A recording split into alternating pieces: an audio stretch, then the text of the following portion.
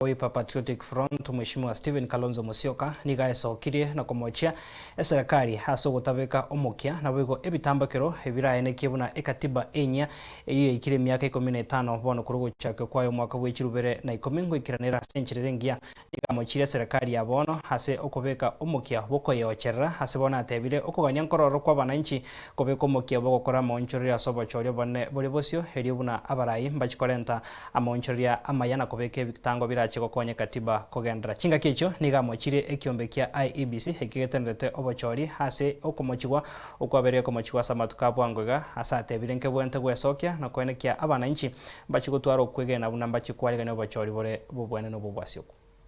You know, Kenyans now have a problem, a real big problem. The president himself said that he's going to deal with fellows who do it goons. He should start by dealing with himself, because this is an administration which gives space and comfort and support to goonism. Let him start there.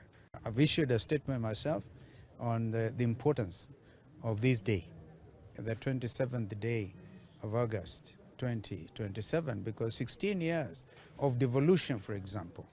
Is this president and this administration committed to devolution?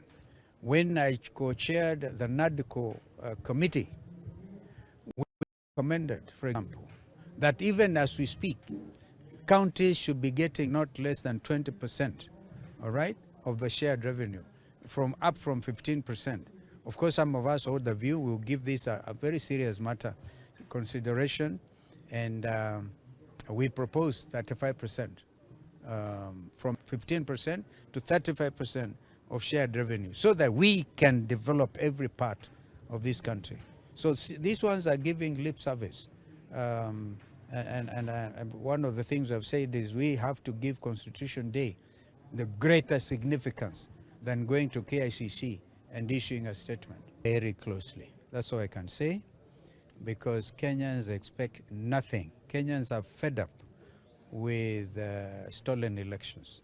Hawezi tena kukubali mambo haya. Kwa hivyo, whatever it is that they are trying to do, I just want to tell you that on the 9th of October, the United Alternative Government has called, together with other stakeholders, for a consultative forum to ask IBC to explain to the country how prepared they are to hold the next election. And therefore, procurement of election materials and the systems is a key component. I don't want to give the impression I'm entering their space, but they also have a duty to ensure that all the stakeholders are comfortable. If those allegations are true, then it's a very serious